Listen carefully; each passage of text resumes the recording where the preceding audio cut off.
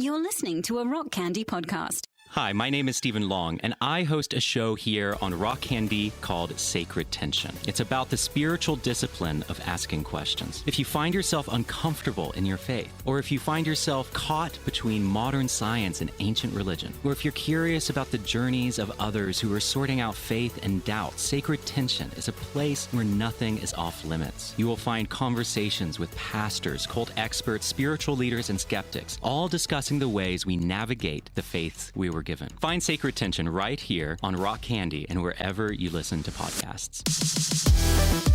Welcome to the Eleventyseven podcast.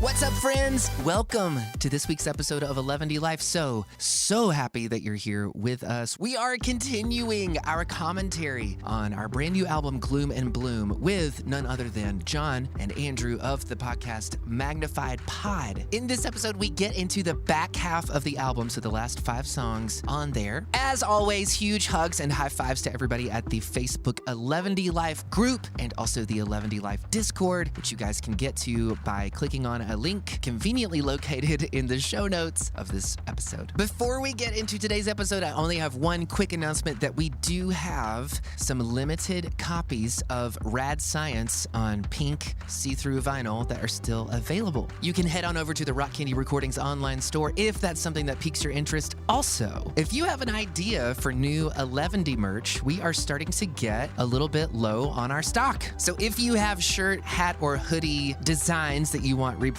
let us know. If you have an idea for a new one or you want to send us a design to consider, put your beautiful unicorn artistic brain to the plow and show us what you've got. I'm feeling particularly adventurous today. So, as I said before, this is part 2 of our album commentary. If you missed out on the first one, I encourage you to go back and listen to the first episode. I had such a fun time with John and Andrew having these conversations. They're some of the kindest, sweetest, wonderfulest people you'll ever meet in the whole wide world. And without further ado, let's get into today's episode.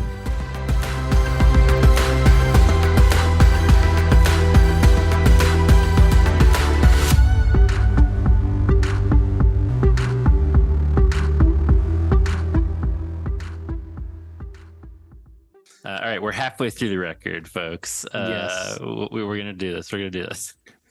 Pressures of pleasure. This rules. So good.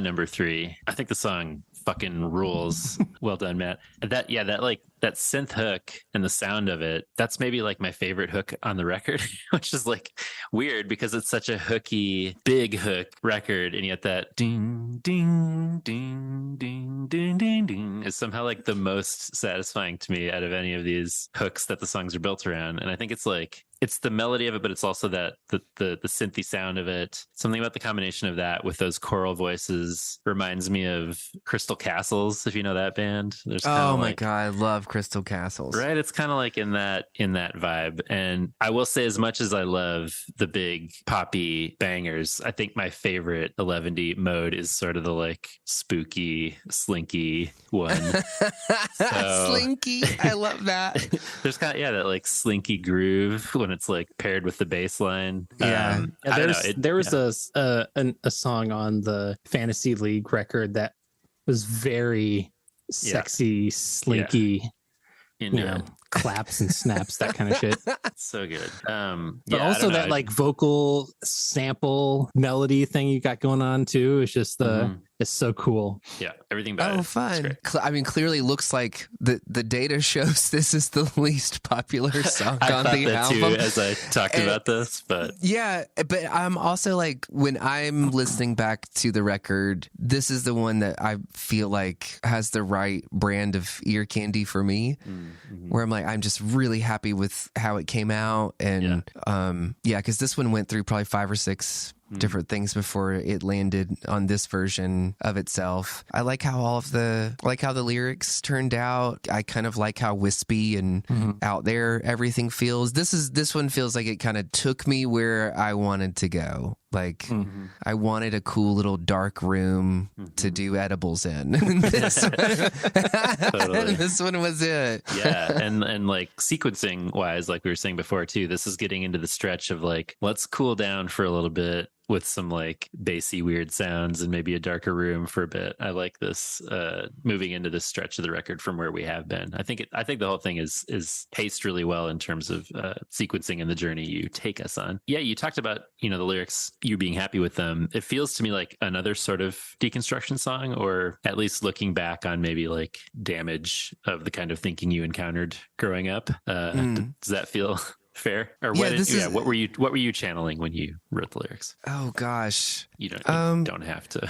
Yeah, no, I think this one is like that a really weird mix of I kind of wanted it to feel vague because maybe I wasn't really sure. Sure, okay, maybe I'm overreading. No, I mean, whatever it is to you, I would want it to be that. Sure, yeah, but Sorry, go ahead.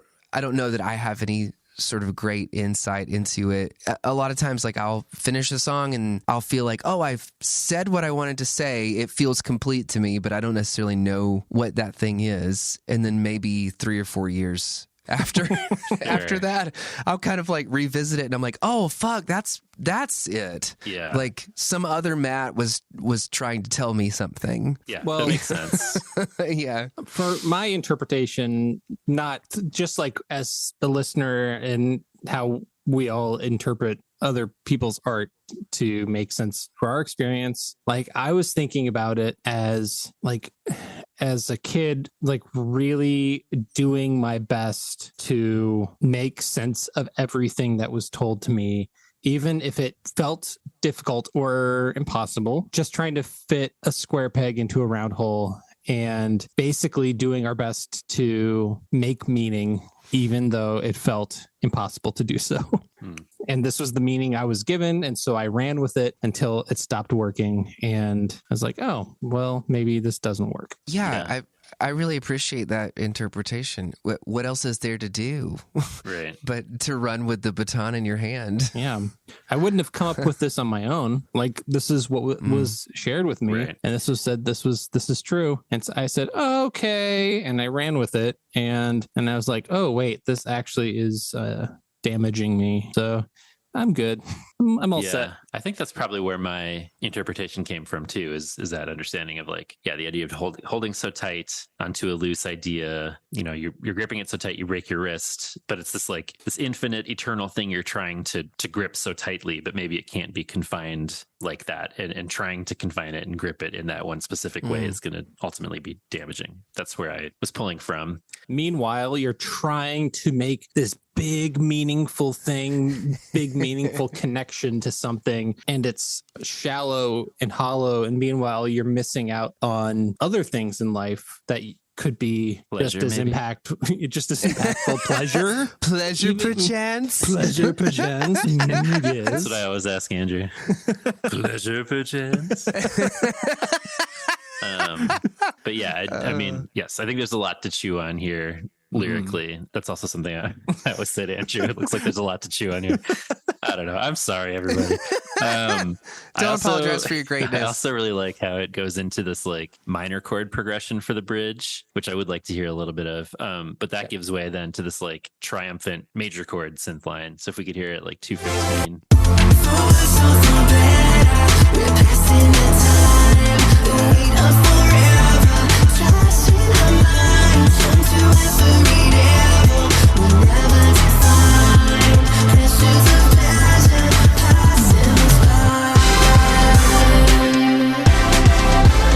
So great.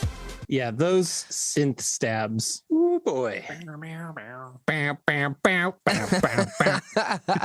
what it sounds like. Yep, just like that. Anyway, Matt, great I still say if you ever need us for samples to just like drop in some of our Some good mouth sounds to imitate on this next one. yeah. Wave. Oh shit.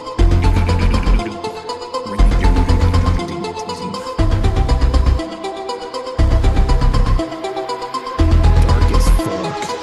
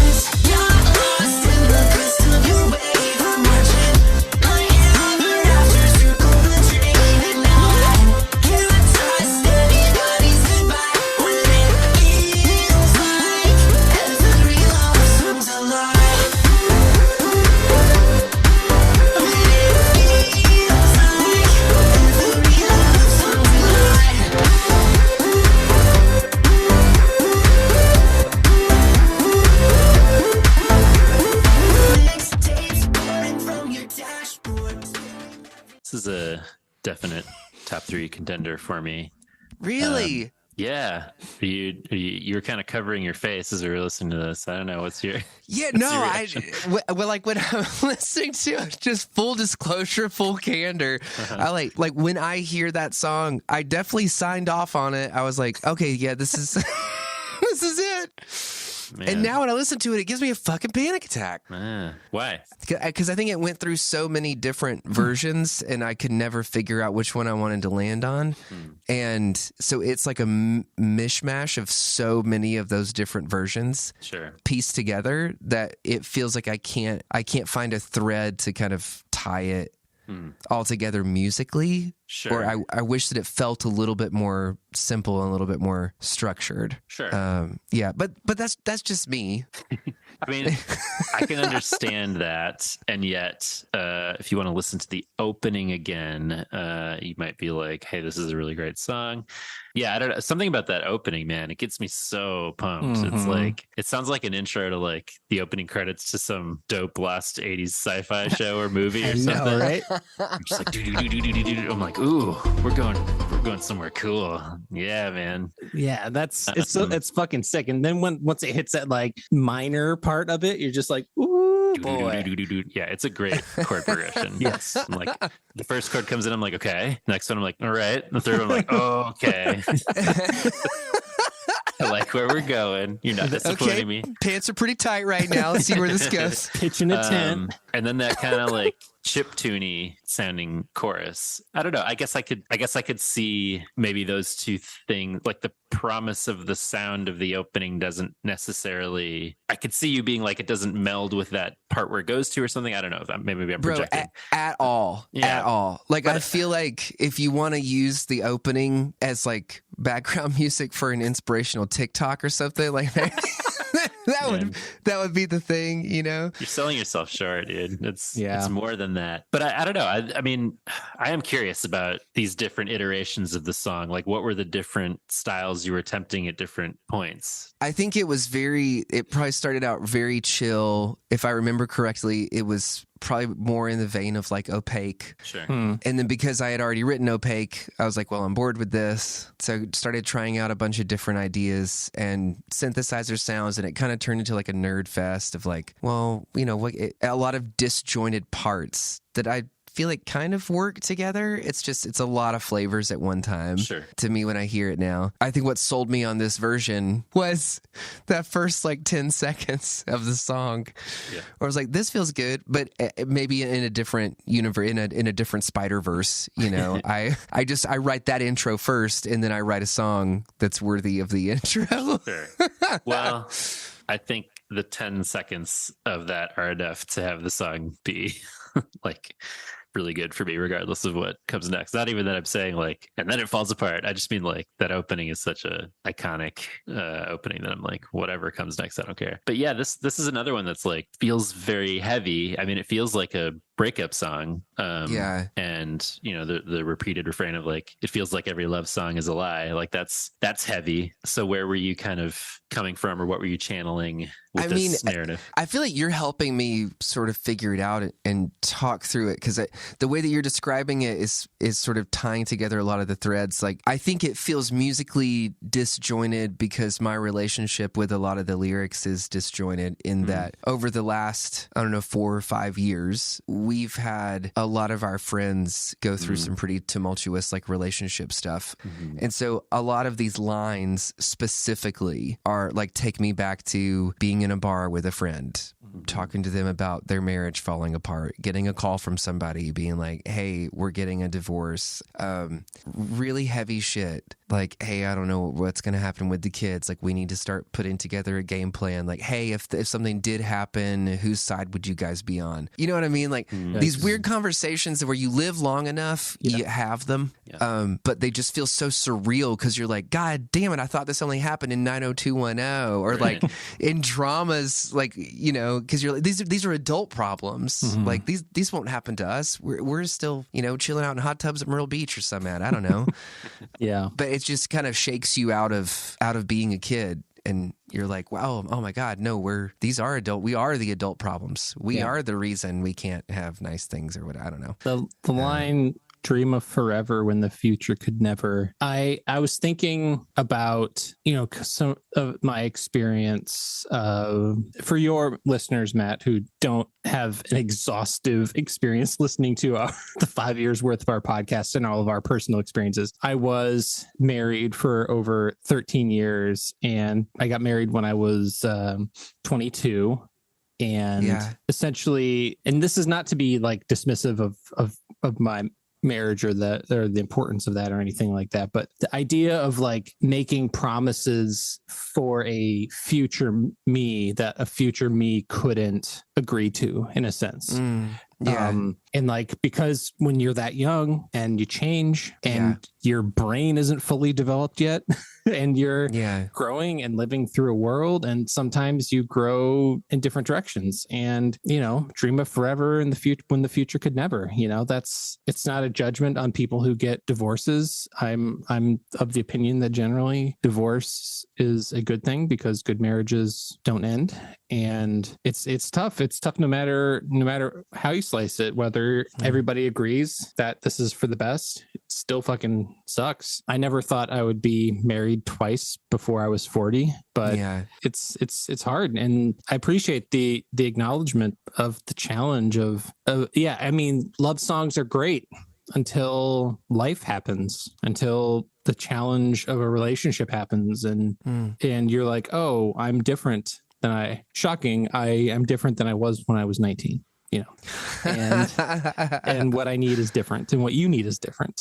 And that's not it's also not a judgment. It's what people need changes. And I'm also fortunate that I didn't have the messiness of trying to navigate children or property or things like that. And I just have compassion for everybody who's in that boat, because it's brutal. As Olivia Rodrigo says, it's brutal out there.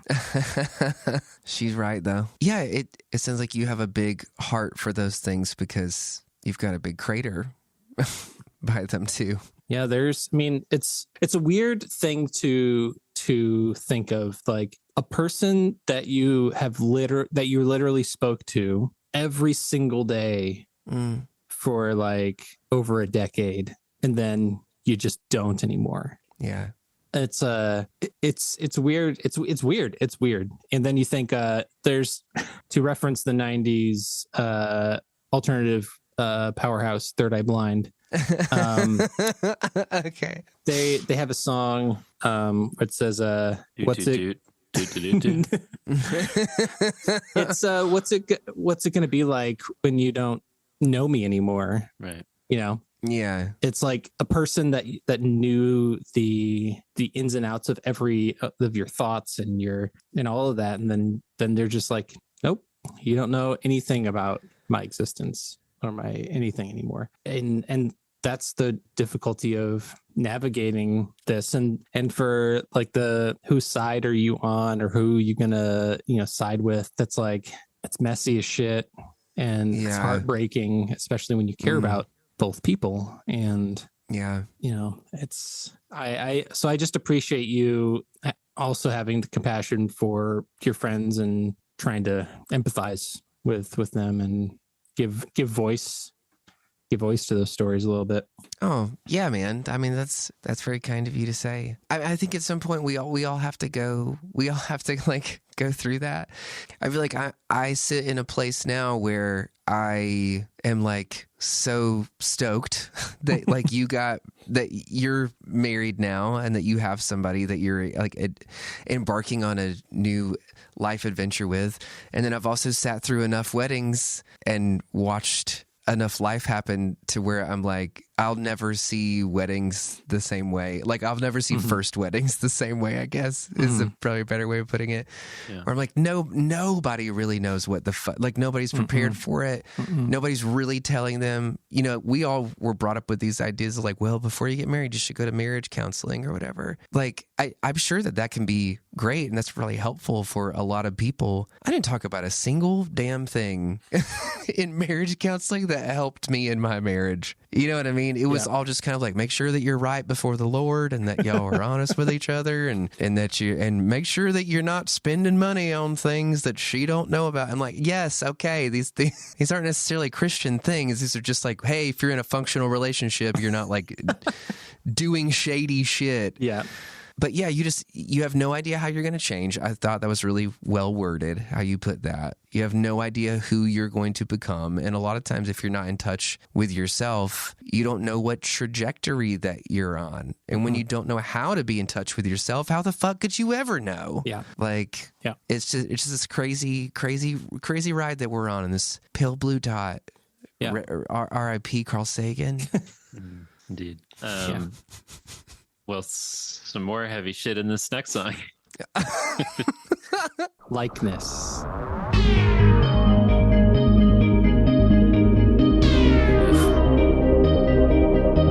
That sounds like shoot those laser beams, bro.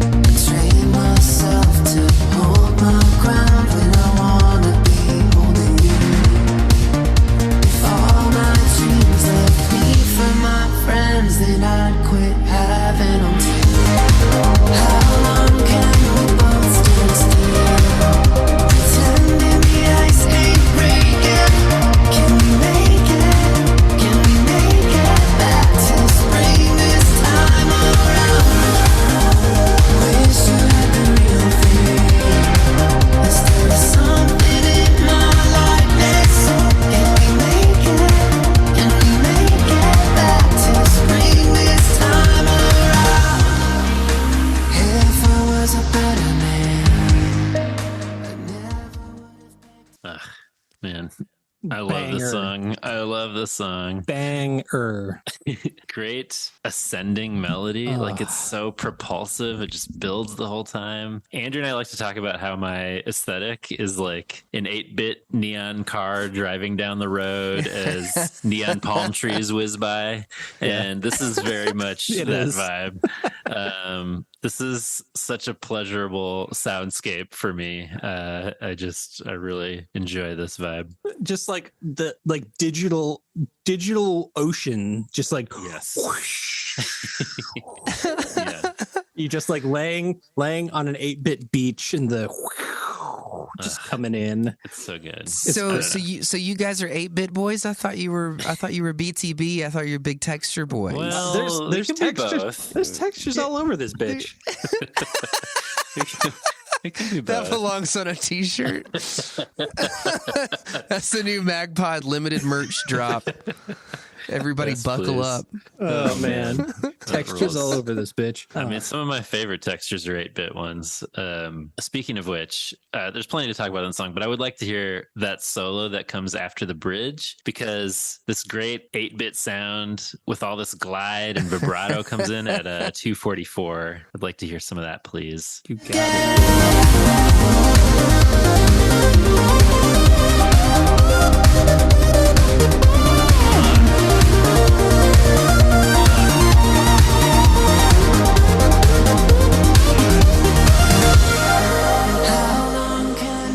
Oh man, that rules so much. Matt is like rocking out, like he's like got his guitar and just flying through space. Yeah, man. How do you feel about this song when you listen to it? You don't look super pumped. No, because I played that solo like with my wiener, and it was like not. Just uncomfortable. It was so uncomfortable. I hated every second of it. That's how you get that sort of bendy thing with your wiener. You're just like, that's the only way I have enough free hands to do the mod wheel. Makes sense. Don't question the artist methods. Yeah. How do you feel about this one? It feels like I tried to have a smile or have a snack or self-soothe in the middle of the song. I don't know if I necessarily want to talk about this one a lot. Sure. Okay. Fair. But I for sure kind of felt so sad by the time I got to the bridge in the song that I was like, oh man, I just want to feel like I'm in the Casino Nights level of Sonic 2. What a great space to be in. Kind of what I was going for. Yeah. Well, it rules. I mean, yes, there's some heaviness going on in the lyrics that folks can check out. But man, I really love sonically what this song is doing, and that feels like such a moment of like, oh yeah, here's my vibe, just laid bare.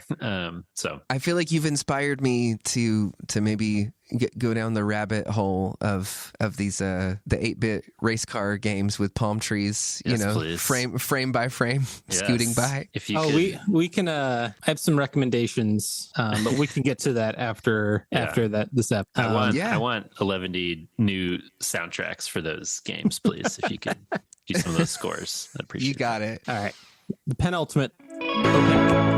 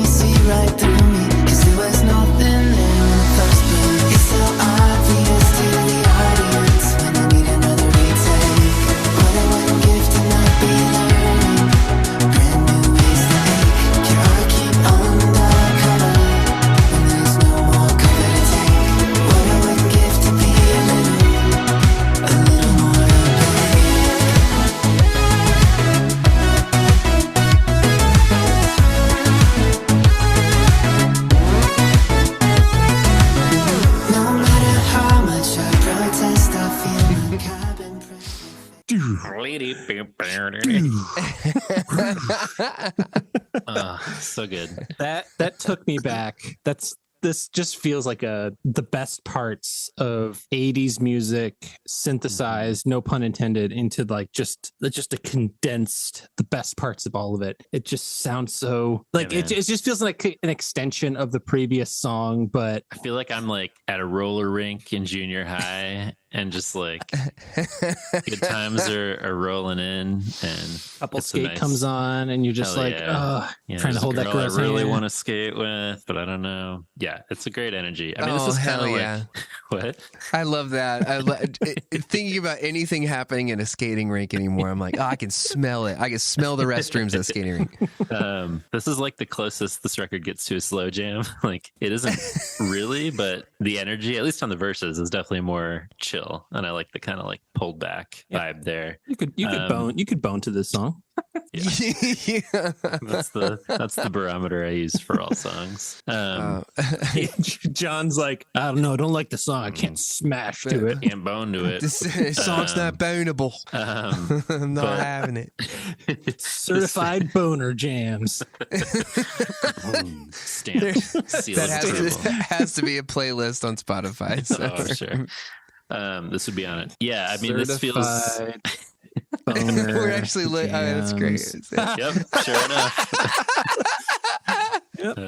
Everyone By goes. chance. That's great. 111 songs. Electric Feel by MGMT. I've never thought of that as being. I could see that. There's way too much Arctic Monkeys on It's this. it's just Arctic Monkeys. Specific lane of rock. I'm not gonna fuck to the Black Keys. I'm sorry. I mean, be a boisterous session of lovemaking. Anyway, I don't want to talk about the Black Keys. I want to talk about Opaque. People can go find boner jams on their own accord on Spotify. This feels very like Enneagram 4 to me. I don't know. Okay. Andrew, weigh in here, but like this feelings too deeply and like needing to practice self-care. I don't know. How does that hit for both of you? I'll defer to the writer of the song. No, I mean I definitely feel like that's accurate. For sure. This one feels like a little bit different than the rest of the record. I think because it was one of the first songs that was written. Like a couple years ago, my friend Ben was in town. He has this band called Old Sea Brigade. Mm-hmm. I don't know if you guys are familiar with that or not. Yeah. He's like turned into a big deal over the past few years. But he came up here to work on a record to the Asheville area. They like rented an Airbnb. So we like went and hung out at a few of those sessions. And I remember being one of the vocal sessions that he was doing for one of his songs. And I was just like, he has such a beautiful like delivery. It's so much wispier and more controlled and like calm and I don't know, less manic than I feel like the way that I sound. And I was like, I'm going to try to just like for shits and gigs, write a song that I think Ben would sing. Mm-hmm. And this is that that's where the vibe of the song came from. It just ended up being lower, a little more like octavey, a little more like really simple ideas, but just textured up and dressed up and ready for prom. Mm-hmm. A simple girl at a complicated prom. Yes, perhaps at the roller rink post prom. Oh wow! Okay, never know. Okay. Yeah, that's interesting. We haven't talked too much about your vocals, which is a mistake on our part because I was actually going to say on likeness, I was going to call out your vocal performance as being notable, but I appreciate what you're saying about Opaque being much more pulled back and chill. And in some ways, those are the moments to call out vocal performance more than when it's like showy or doing more. So I appreciate the kind of restraint sonically and vocally on this one. I hear what you're saying about it being maybe different from other songs on the record. But again, I feel like its place on the record as kind of the penultimate track feels like a really good spot for this kind of vibe. And talking about feelings very deeply feels like a good place for that kind of rumination too on the record. Yeah, definitely a place for Enneagram 4s. Close to the exit. Yeah. Close to the exit. I want to call out the line, what I wouldn't give to not be learning brand new ways to ache. If that's some Enneagram 4 shit, if I've ever heard it, and I'll be damned if I understand it. Yeah. Well, you're a 6, right, Matt? I mean, that's a lyric in some song? I'm actually not a 6. You just call that out. It's the one that rhymed. Got it. Have we talked about your Enneagram type? Do you want to talk about this? We don't have to talk about my Enneagram type. The last time that I took the quiz, I was absolutely a 4. Yeah, I mean that would have been my guess. So as you were talking, Andrew, I was like, wait, did I get it wrong when you said it? Okay. Anyway, yes. Yeah. Oh, you 4s, feeling your feels. Love you all. We are unique, special snowflakes. So don't you tell us any different. I'm here to vibe off of your art, you snowflakes. You might even say you're the weird ones. Oh, shit. Yeah. Ready for liftoff, bro. I used to play it low, used to play it safe, used to blow holes in my ceiling, shooting feelings into outer space. I disguised the overflow, thought I couldn't tame something louder, growing in me like a superpower. When every tear is acid rain, and every undiscovered color just another stain. I'm the slave, I'm the sage, I'm the missing chapter, updated and case in the same wrapper. Went on a trip that won't let me back, where everybody was caught in drag, where nothing's true 'cause nothing lies, where nothing's living 'cause nothing dies. We could be life climbing out of the ocean, we could be the lightning and the live wire, we could be the ones that survive the explosion, we could be the weird ones starting the fire.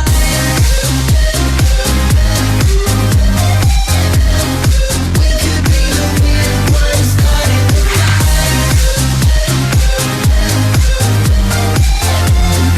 We could be the weird ones starting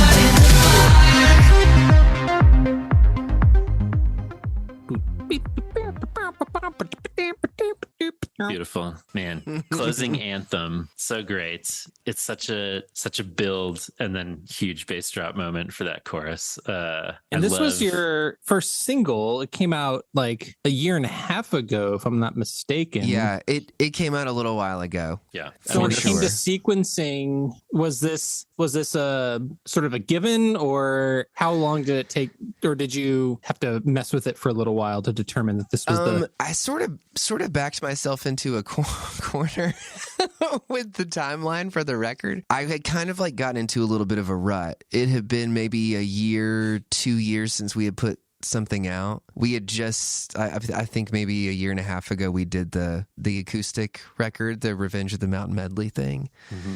And I was just feeling really in my head about like, oh, how do we even make new, like I felt like I might have forgotten how to make 11 songs. So I ended up doing Opaque was one of the first ones, and I was like, I just need to get back in the habit of like putting something out. I just like need to remember what it feels like to put something out in the world and not be too precious about it and just like let it go and not get in my head. I think Weird Ones was kind of one of those songs that came before that, where it was like, I just need to like put out the best thing that I have right now just to get into the habit of releasing music again. Yeah, because it feels like a muscle to put stuff out. Totally. Like, and not be too precious about it. Just like, yeah, whatever. It might suck. I don't know. This doesn't suck. This does not suck. This is great. And feels like a good, I mean, it makes sense to me as the closer, because to me it almost feels like an 11-7 mission statement in some ways, where it's like, yeah, it could be the weird one starting the fire. It feels very of a piece with like a lot of your songs about finding acceptance, like with validating your feelings, breaking free of the kind of things that you've described holding you down throughout the record. So this feels just like a euphoric release and like a great send off. And you were talking about what songs sound good with people singing them together in a chorus, and I'm like, I would love to hear this song live and be with a group of people. Just like, man, that super catchy chorus. I love just like the melody and the sound of that synth hook in the chorus. It all just, I don't know, man. I liked it when it came out a year and a half ago, and I like hearing it as the closing piece of this record. Yeah, I don't know. I mean, after having built up that muscle again and released it into the universe, do you feel? Yeah, how do you feel about this one, sort of in within the landscape of the rest of the record? I think it definitely fits. I mean, Yeah, I think it was one of those things where I was like, try to make the whole song work with like one synthesizer. And like kind of one thing happening. So it was like kind of an experiment in that way. I think I was just really happy with the sentiment of the song. Like I'm a huge fan of Ram Dass and Alan Watts. I'm sure we've probably talked about that a little bit on the Fantasy League podcast. Yeah, where everybody was God in drag. That's totally, I can't even take credit for that. That's a Ram Dass teaching of his. I just think that's such a beautiful sentiment to see like a divine consciousness in everything and to also be connected to that. And it feels like a really great practice in empathy. I think you had very kind things to say about it. It definitely feels like a way you would want to leave the party. You know, flipping everybody off going out the door.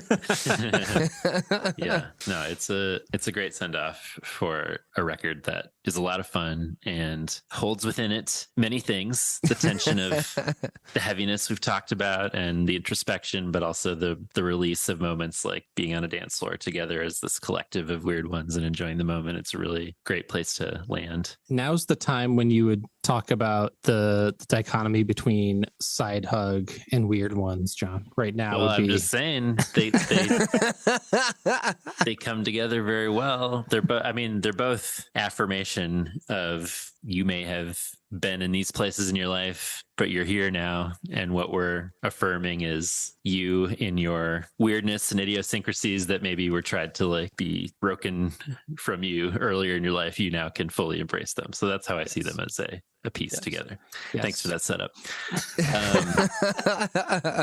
You're welcome. No, I think that's awesome. I really appreciative that you guys will sit and talk with me about this stuff so that it's not just me on a microphone by myself, like thinking about it even more. I feel like you guys are able to help give me a perspective on some things and be a really trusted and reliable sounding board. I also just feel, just on a very personal and human level, just feel very seen by you guys. Not that you're doing anything specifically, just sometimes you have the opportunity to meet people and to sort of resonate on the same frequency. And I just think that's such a gift, and I value that a lot. And therefore, I value you and your friendship or whatever the fuck you want to call it. our thruple. That's right. Yes. We are weird ones in league together. Yes. No, back at you, man. Everything that you said. We love getting the chance to do this. And I know there are a lot of folks for whom your work means a lot. And so I don't take it for granted that we get the opportunity to kind of mess around with you and make dick jokes when we should be asking you about your artistic process. So I hope those people are satisfied. But it is yeah, man, it's a joy to talk to you. It's a joy to listen to your music. And I love any chance we get to talk through its meaning together. So anytime you want to. Yeah. Congrats on the record. Folks should go pick it up in whatever way they can. Andrew's holding up the beautiful vinyl once more, Gloom and Bloom. Yeah, I mean, anything you want to plug in particular besides buying the album? I heard he has a new record out. Hey, I've heard that too. I mean, first and foremost, we have to plug MagPod. Really hope that there's a fire that gets lit under those asses sometime soon. Thanks, buddy. We'll get back out there. So for everybody on the 11D Life thing, if you have not hit like and subscribe on MagPod yet, you're missing out. Thanks, you're not living your best life yet. That's right. You still have some space to glow up. So yeah, so many hours to glow up with our pod. Yeah, man. Thank you for this. Thanks for your work in general. Yeah. Thanks for staying up so late with me. I don't know what time it is there. For you. Yeah. I can hear everybody going to bed upstairs. Yeah, sounds right. I mean, we did it in under 3 hours, which is that's pretty good for us. Hey. Yeah. All right, buddy. Well, yeah. Looking forward to the next time. To the next conversation. Looking forward to a hang and drinking, talking music, and hitting that hitting that neon Yes. road, palm trees Yes. whizzing by us. I do not want that to just be something that we let pass us by Absolutely in not. life. I want for that to happen. It needs to happen. I need to feel the high fives from It'll you happen. guys. I will give It's weird that you. we've I will give you a long hug that will go on just a little bit too long, and then you'll feel yourself start to pull away, and then I will And you'll pull me back in. pull you closer. pull you Yeah. closer. You always do. I'll give you a side hug, but you know it'll be appreciated. I don't know. I'm out of steam, guys. That's it. All right. Love you guys. Take it easy. Man, You too, peace. buddy. Talk to you All soon. right. See ya. Bye. Eleventy Life is a production of Rock Candy Recordings and Rock Candy Media. Every time you subscribe to Eleventy Life, a unicorn disembowels your greatest fear.